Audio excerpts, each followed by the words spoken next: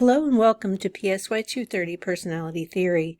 I'm Dr. Daly. I'm excited to have the chance to work with you this semester as you learn about the ways in which psychologists have conceptualized the structure, function, and development of personality in human beings.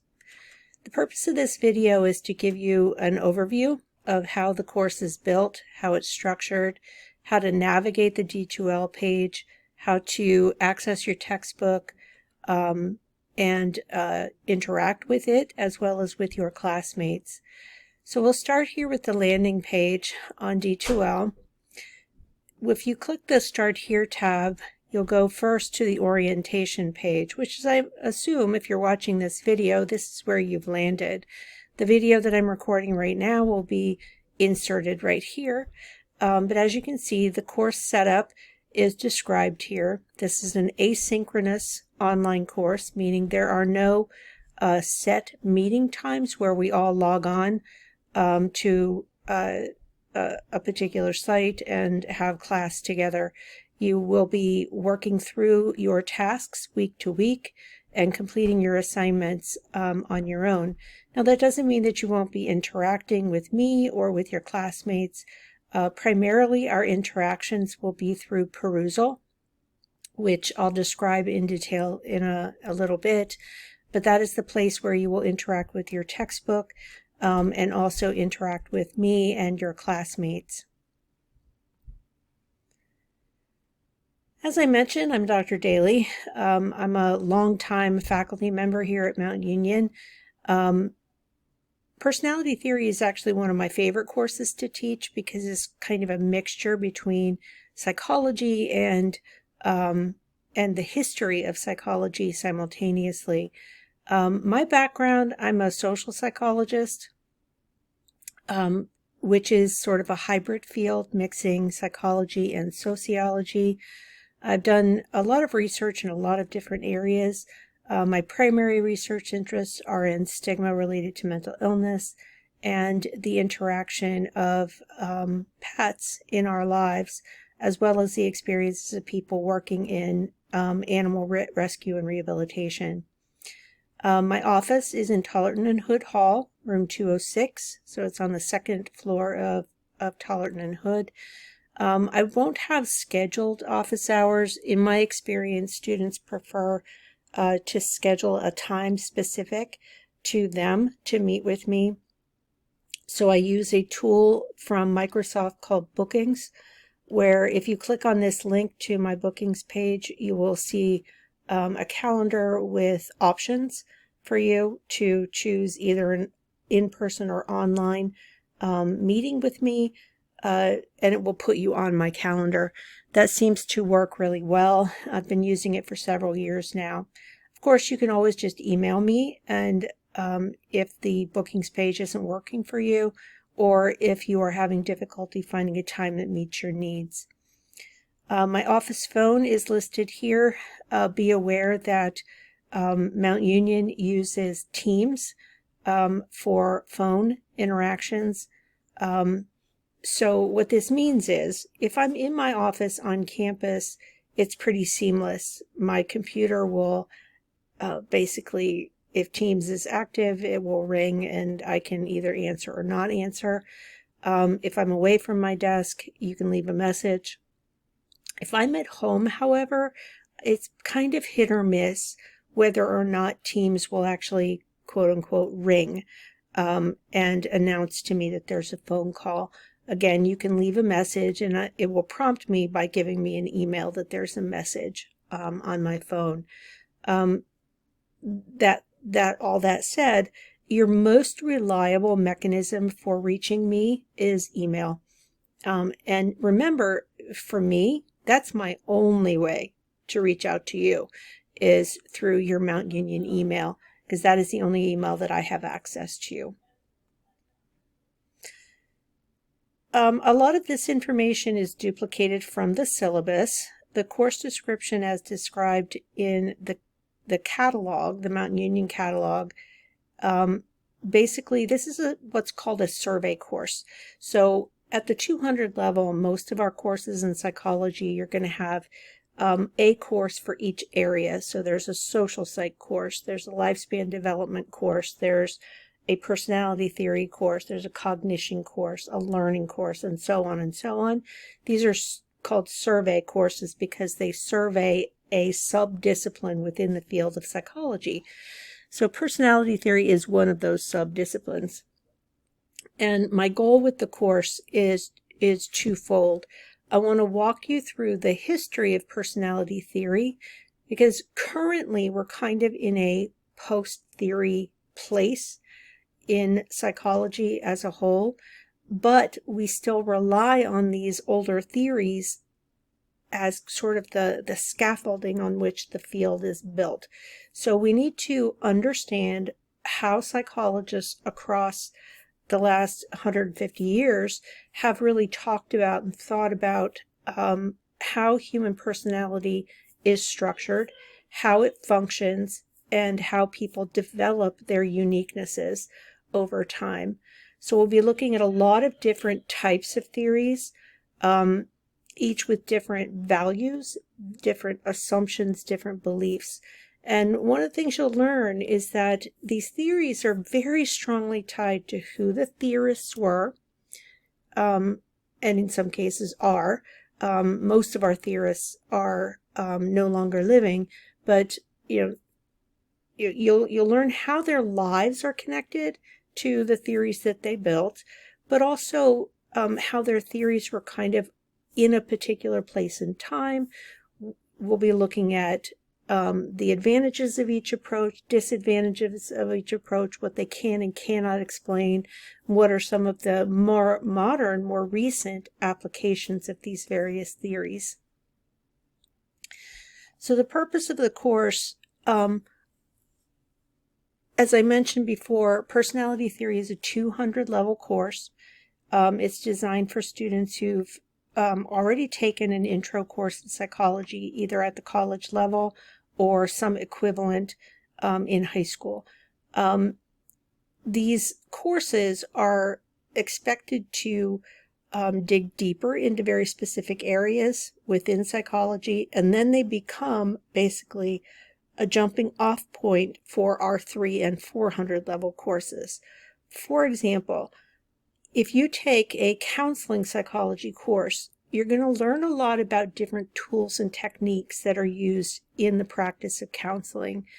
And each of those tools and techniques is tied to an underlying theory. Guess where the theories come from? They come from the theories that are covered in this course. And I'll try to make some of those connections for you. So we kind of expect that students, as they move through their curriculum, that they can see kind of an organized structure. Intro covers everything. Then the 200 level courses dig into those specific chapters within your intro course and expose more detail. Then in our 300 and 400 level courses, we build on those specific areas and go further.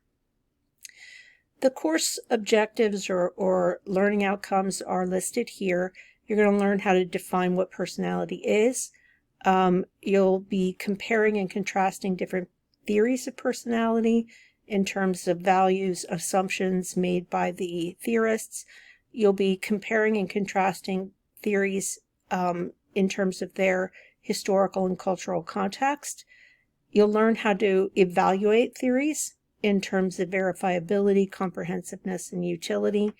And finally, through personal reflections, you'll be applying concepts from each theory to your own experiences. Now, I'm not going to read through these connections to the program learning outcomes here. They are listed here as well as in your syllabus. Your course syllabus is posted here on this page.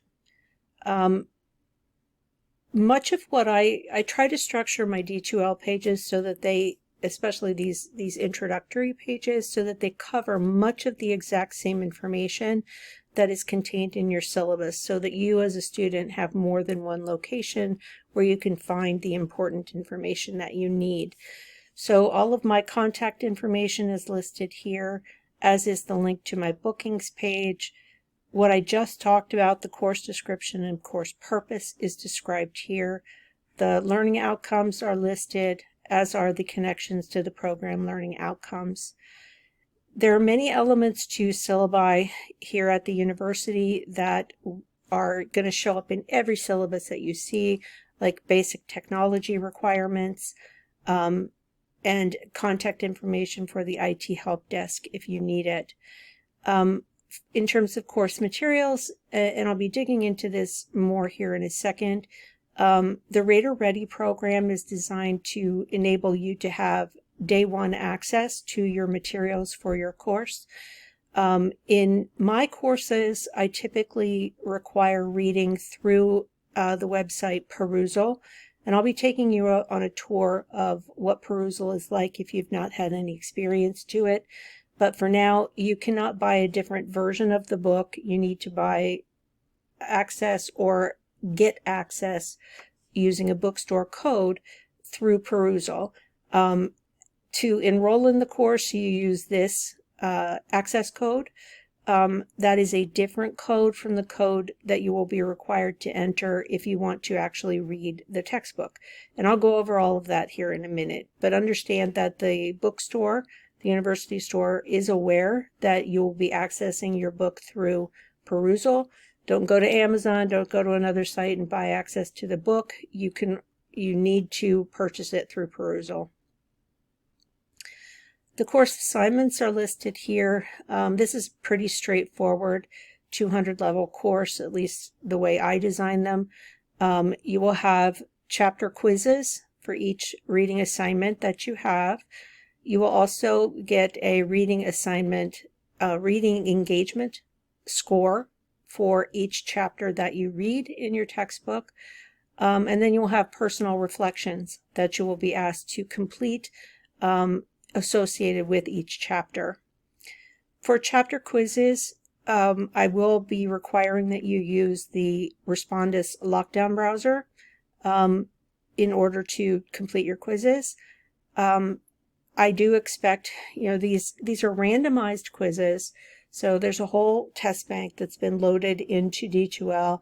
D2L then selects 20 items from each chapter that you're going to be quizzed over. You can make 3 attempts, and the highest score will be recorded in the D2L gradebook. Do make sure that you have downloaded the most recent version of the lockdown browser before you attempt your quizzes.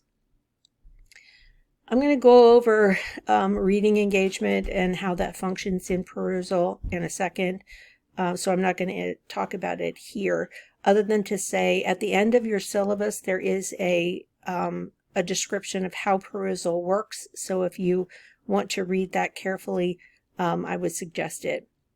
You can also do extra credit if you need it.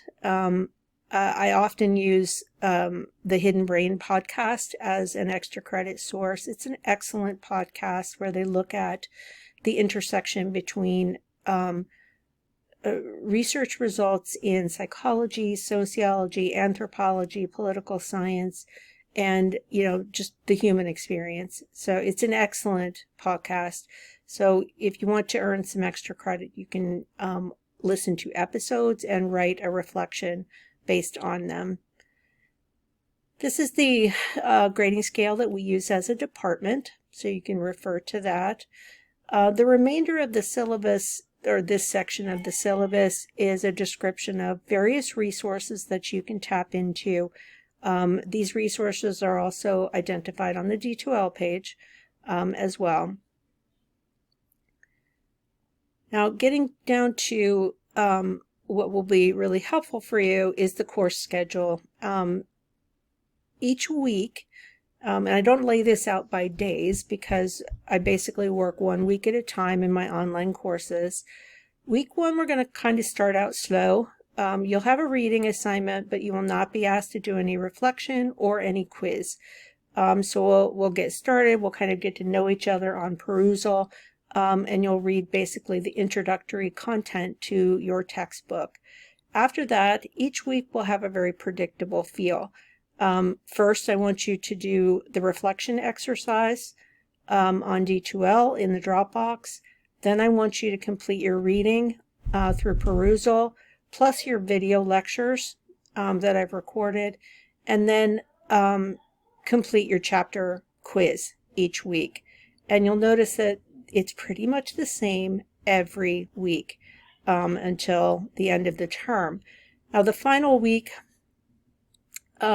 is kind of a catch-up week where you do have to turn in all missing work, all incompleted work by the 30th of April, and then that will be the close of the course.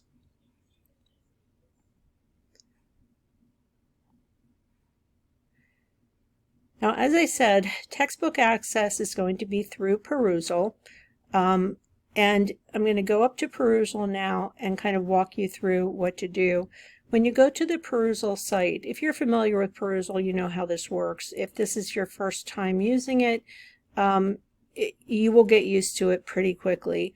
If you don't yet have an account, you will need to create an account. It's free. You're not going to be asked to pay a membership or anything like that. Once you have an account and you log in, you'll see at the top here, and for you, you're going to start by entering your enrollment code. So again, if we go back here to the D2L page, you're going to be using the Frager and Fadiman textbook. The enrollment code is daily TA6D7. So you'll hit the enter enrollment code and in this space and then click OK. And that's going to take you here. And what you'll see the textbook sitting there, but that doesn't mean you can access it. The first time you go to, so your first assignment is due the 17th. So you'll start here with the introduction. The first time you hit this open button, it's going to ask you to either buy access with a credit card or enter a purchase code from your university bookstore. So when you do this, it's kind of a two-step process. So first, you need to enroll in the course, and that's what this enrollment code is for. Then, to access the textbook and begin reading, you'll need the purchase code from the university store. Now, typically, what you'll need to do is either go to the university store and ask for it under your name. You should have like a packet or an envelope with the code in it, or it will be emailed to you. So it's incumbent on you to find out that information. If you have difficulty, please let me know, and between myself and the university store, we'll help you figure it out. Okay. Now on perusal, just to give you a sense of how it works, I'll kind of show you an older course. So I'll go back to personality theory from, let's see, last year. And you'll kind of see what it does. I describe it as basically social media for reading. So you have, when you're reading, what you'll do, and you see these highlighted components, that's something that a student has highlighted and has made a comment about. So your job in each reading assignment is to, as you're reading, you will find something that you find interesting, that you find compelling, or that you say, hey, yeah, I have an example of that, or wait a minute, I have a question about that. And then you highlight the part that you're interested in. So for instance, I could go like this, and then an empty box will pop up, and I type my response in that space. Now notice that you have a bunch of options here. You don't have to use any of those options. You can elaborate on what you've highlighted. You can ask a question about what you've highlighted. You can give an example about what you've highlighted. If other students have made comments, you can comment on those. So like here's an example of a really typical conversation that we have on perusal. So one student started with a question: what happens if a theory is really bad? And then other people will chime in, and then I try as hard as I can to answer every question that students pose. So I've added my thoughts there, and then more students chimed in. So you can see how this works. It kind of creates a space, and it's really one of the only spaces that you have where you can interact with each other in this online course. Now, perusal isn't for everybody. You may find it irritating and annoying to keep up with these tasks, but what I have found, and the reason I keep using perusal, is because students do better. They struggle less with their quizzes when they engage with their textbook. So that's kind of the steps of what you need to do. Each reading assignment, what I expect of you is a minimum of 3 comments, questions, reactions. It can either be a comment that you start or a comment you have in reaction to another student. The program, the algorithm on which perusal is built, will provide me with an initial score. And here's what you're scored on in terms of reading engagement.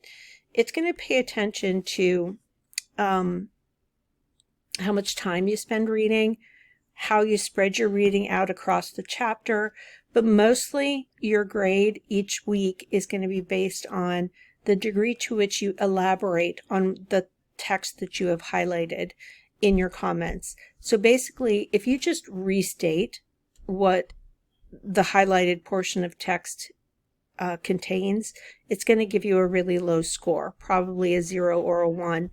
If you simply say something in response to another student that says, yeah, I agree with that, it's going to give you a 0, maybe a 1, but usually a 0. And the score goes from 0 to 3. 3 is the maximum that you can get. My goal is for you to get all 3s. And once you kind of get into the flow of it, you'll understand how to do the work. Now, one thing to be aware of, I do not permit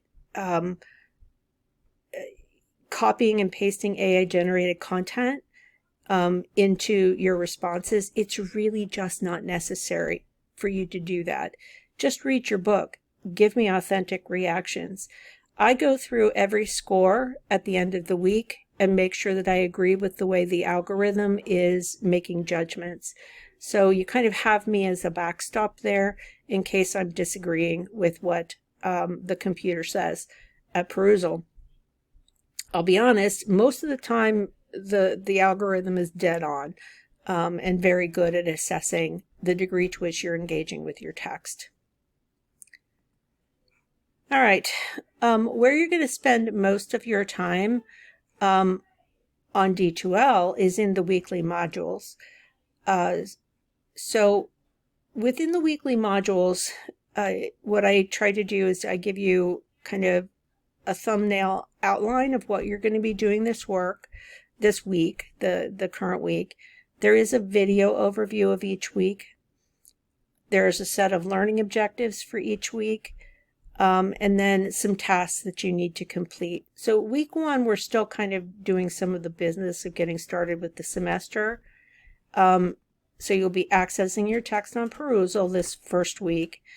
Here's the enrollment code again, and a reminder, you need to get a purchase code from the university store or use a credit card to access your text on perusal. I also suggest that you read the Perusal Getting Started page, and I've given you the link here. Read the introduction and make your minimum of 3 perusal column annotations. You could call them reactions, comments, questions, whatever. Make sure that you do at least 3 of those annotations by the deadline. And then there is there are lecture videos associated with each chapter. I tend to try with my lectures to give tons and tons of examples from my own experiences, but also from my reading of these theories beyond your textbook. I do have a YouTube playlist where if you want to access the lecture videos outside of D2L, you can definitely go to YouTube and watch them there. The videos are posted here inside of D2L with connections to YouTube and so on. Now, week 2 is a little more of a typical week. We'll start digging into specific theorists, starting off with Freud, giving you an overview of what was going to be happening that week, learning objectives. There are always a lot for Freud, and then your tasks. So a typical week, I want you to start with the personal reflection. So before you've done your reading, before you've dug in, do the personal reflection first. Then do your reading on perusal, make your annotations, watch the videos, and then the final thing you'll be doing most weeks is taking a chapter quiz. And remember, the quizzes, you get 3 tries. Now in the Dropbox, you'll notice each of the personal reflection assignments is listed here for each week. And typically you'll have options. So for the chapter 1 reflection for Freud, you have 2 choices. You can either talk about early memories or defense mechanisms. And you can just type right in the space where you're asked to make the reflection.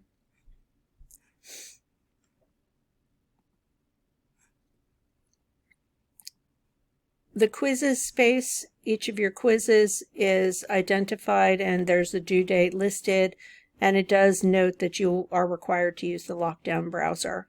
If you are unfamiliar with the lockdown browser and you run into any hangups or difficulties, please let me know. So that's your basic overview. There are other guides and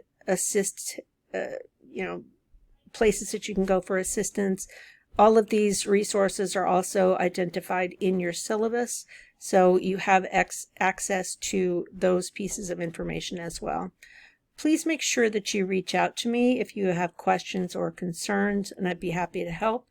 I'm looking forward to working with each of you this semester. See you next week.